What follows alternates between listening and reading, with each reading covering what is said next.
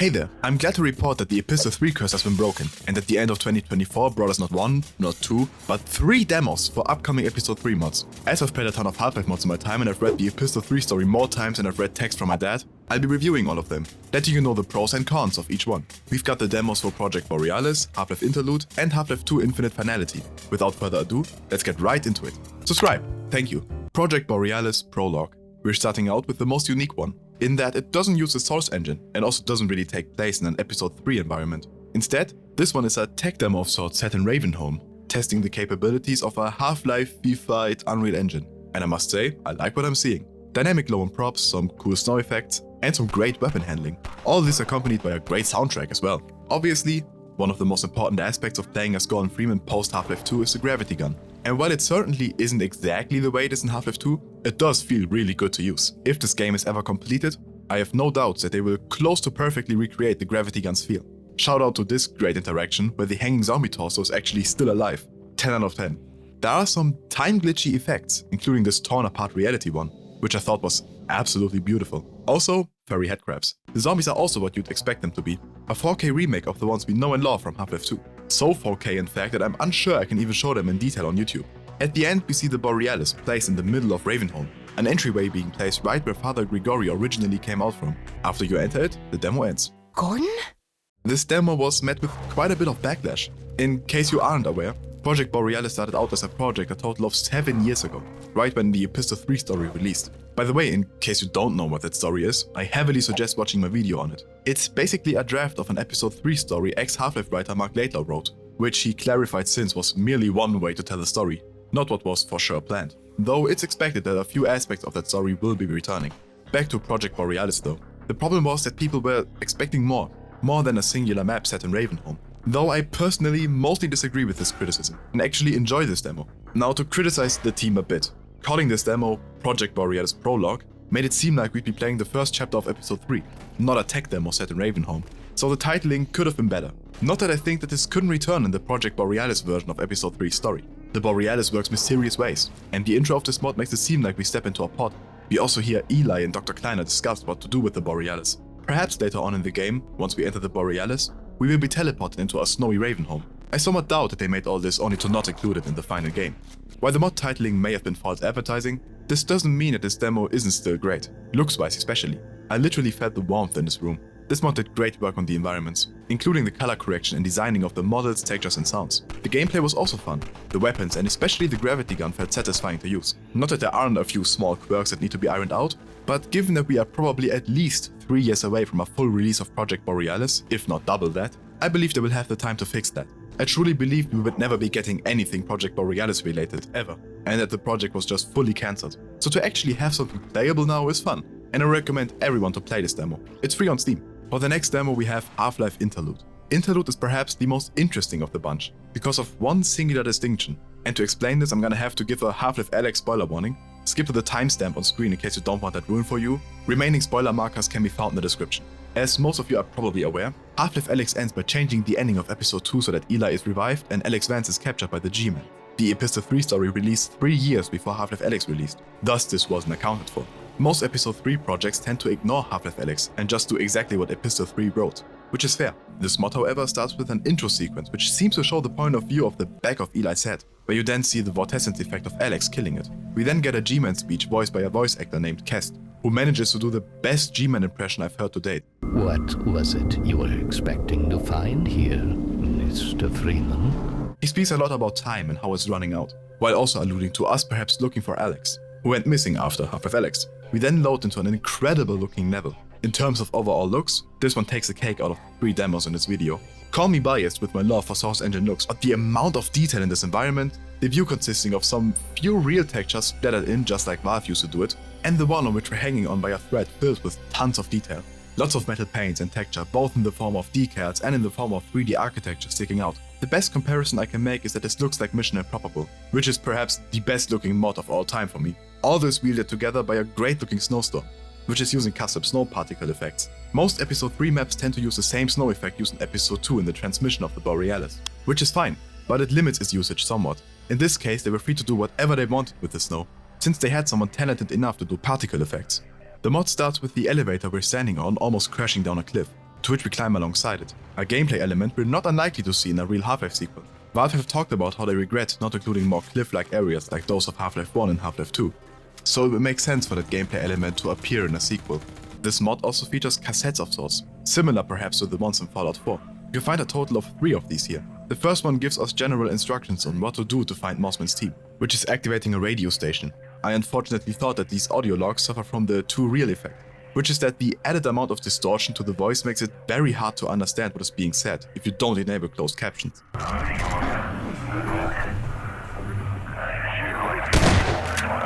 In a perfect world, the options would have a slider to adjust the amount of realism you want in the audio logs, ranging from 0 being completely clear to 100 being the way it is right now.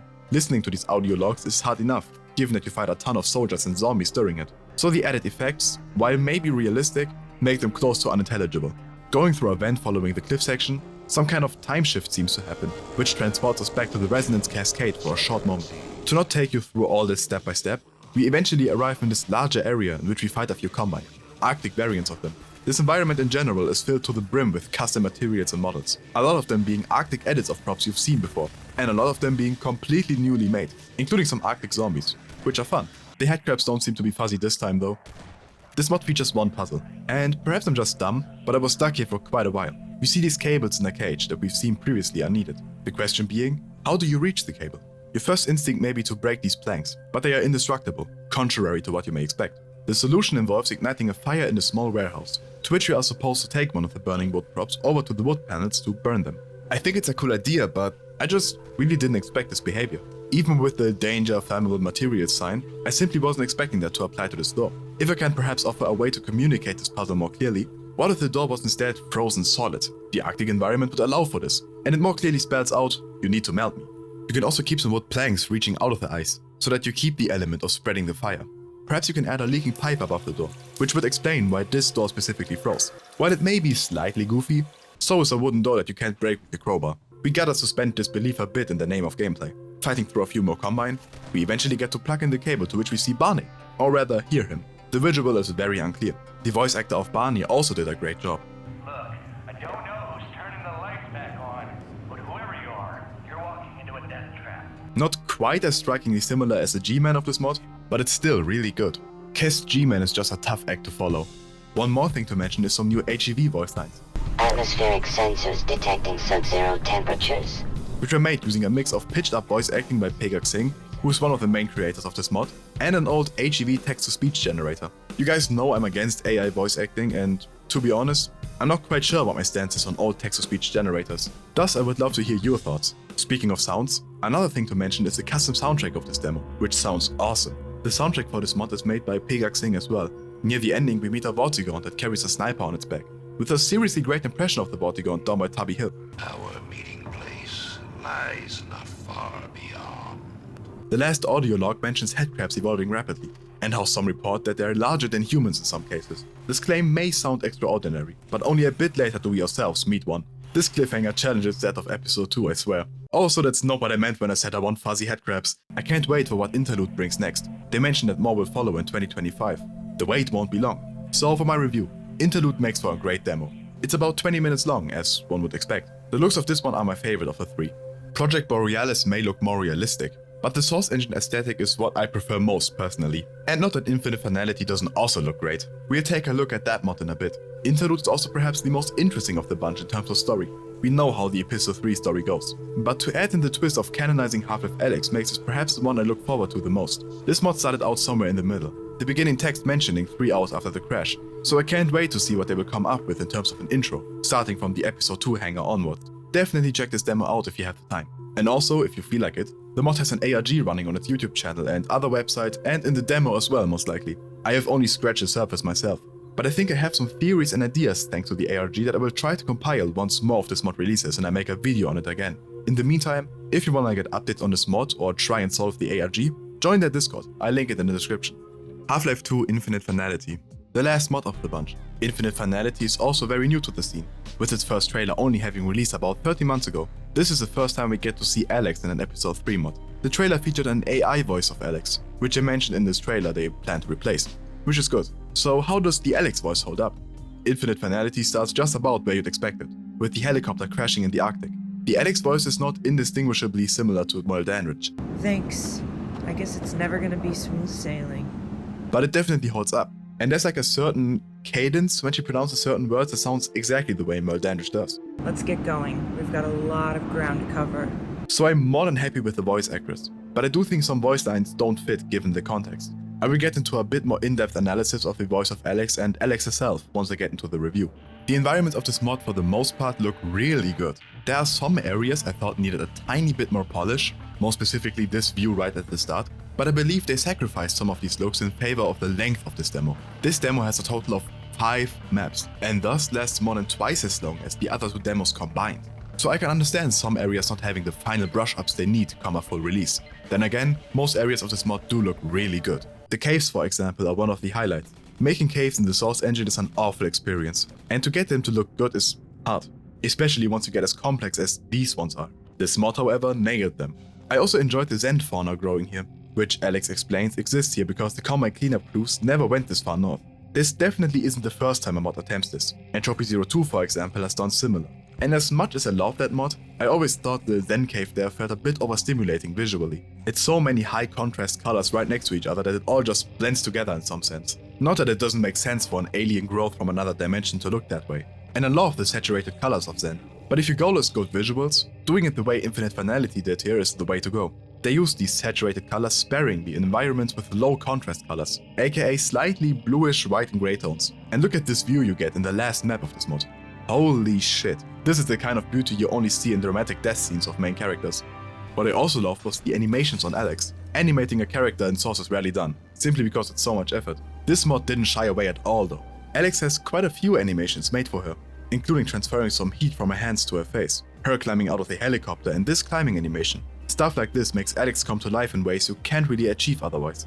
Zen pools also make a return, which actually heal Alyx. Her wounds disappear right in the scene. Incredible details that you would expect from Half-Life 2 Episode 3. There's also some new gameplay elements, like dynamite crates, which are a neat addition. And outside of some returning Zen fauna, bull squids and hound eyes also make a return. And I'm not sure if I'm again just kinda dumb, but the bull squid seemed way too tanky in this mod. In a later section you fight against incoming waves of like a total of 25 of them or so, which seemed like a way too hard battle this early on in the mod, especially given that you had very limited cover and they came from all sides. Look at how much I'm spamming this one with bullets. It simply doesn't die. Mind you, I'm playing on normal. The emplacement gun ends up jamming, which basically only leaves you with having to use combine mines as grenades using the gravity gun, which is a fun concept. But the bull squids have enough HP to survive anything that isn't a direct hit, which removes a lot of the fun potential this section had. A bull squid shouldn't survive a combine mine exploding a foot next to it.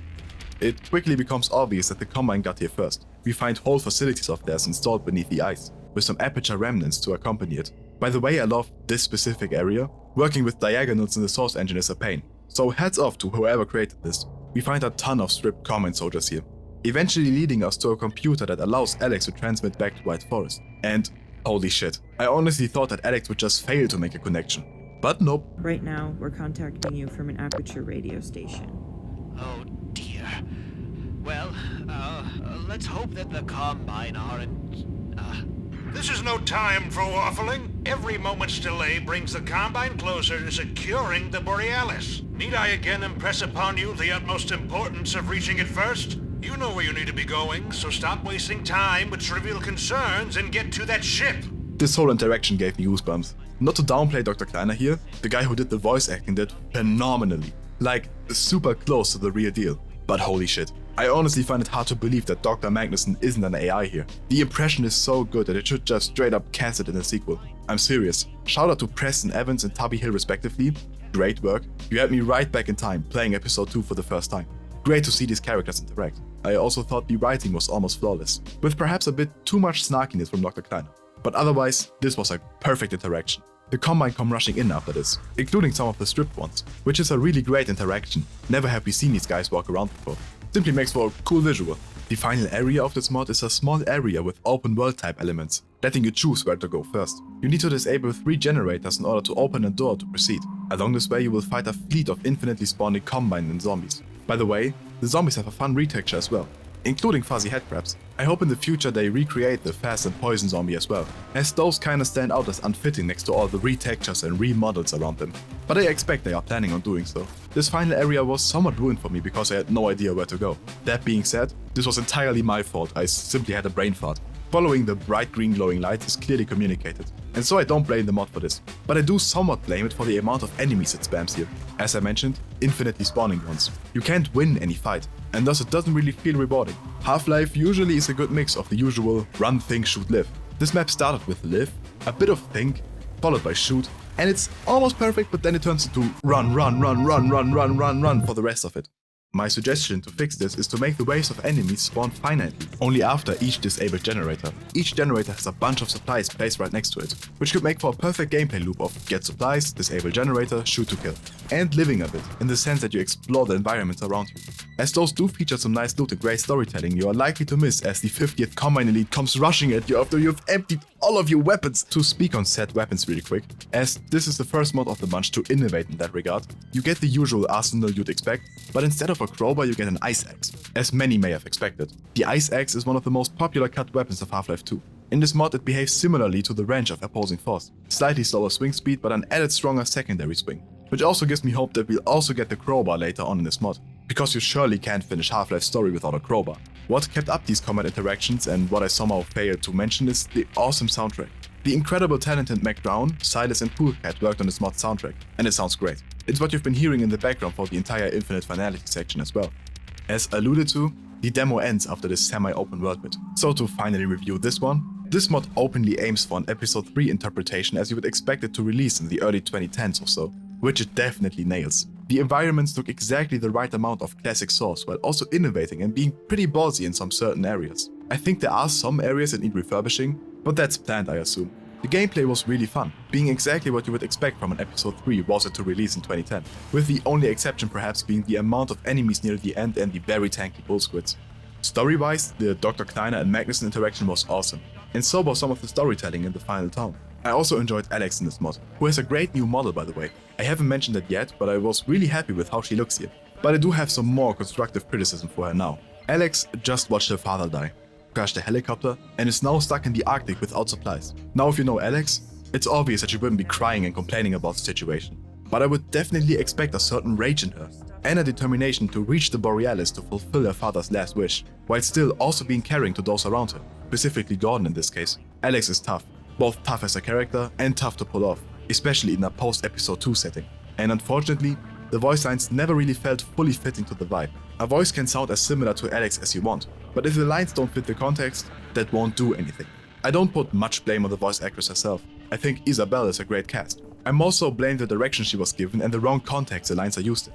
Sometimes she goes from sounding cheerfully happy to bored as hell in the matter of a second, part of which is due to the fact that they still use some Merle Dandridge voice lines, which I assume they will replace. Having a character dynamically react to the environment the way Alyx does requires a ton of work and also a ton of voice lines. And now obviously, this is a demo, so this is more than likely to improve in the future. But I hope to put some emphasis on that here, because some lines sounded like they were being recorded right before going to bed, and are then played right after a Combine shootout. A few other voice lines have her cheerfully exclaiming in the middle of battle, which makes her seem like the funny 19-year-old Alyx of Half-Life Alyx, which simply does not fit in at all in an episode 3 setting. Not that she isn't still witty somewhere deep within, and not that an ironic joke wouldn't still fit, but with Eli's death most likely being not more than 2 days ago, I would not expect her to be cheerfully joking around the way she did in episode 1. There is nothing to be happy about as of now. It just became obvious that the Combine have reached the Borealis. I would be surprised for her to crack a smile even once in the entirety of episode 3. Unless it's the player and Alyx just nearly escaping death together after achieving something grand.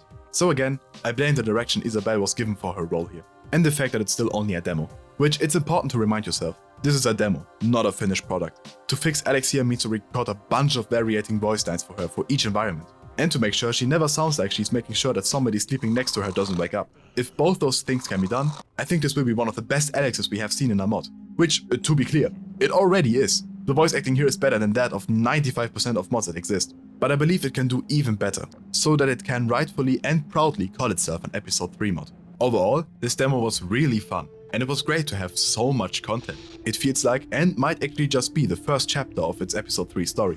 I highly recommend playing it as well. Remember everybody, all 3 of these are demos. Nothing of them is what we'll be getting in the final mods. Some rough edges are expected, which makes it important that each of you give constructive feedback to the creators that they can use to improve the experience even more. If you ever consider for a second to bash these demos, you are an idiot. These teams are working for free to give the community something they have been wanting to experience for so long. So to be anything other than supportive would be a shame. Everything I've seen and heard from the teams thus far has been nice, even if some perhaps feature some development hell in their past. Give feedback, criticize when criticism is due, but in this case I think we got 3 great demos that make me excited for the future of the modding community and the Half-Life community as a whole. We truly are blessed to have so many creative talents providing us with more content. Shout out to all these teams and thank you for your work. You guys are incredible. Let me know what you guys think of each demo. Consider subscribing to stay up to date on each of these projects, and also to check out my second channel, on which I've uploaded my blind playthrough of Infinite Finality already. Oh my god, I get it. And otherwise, thank you for watching.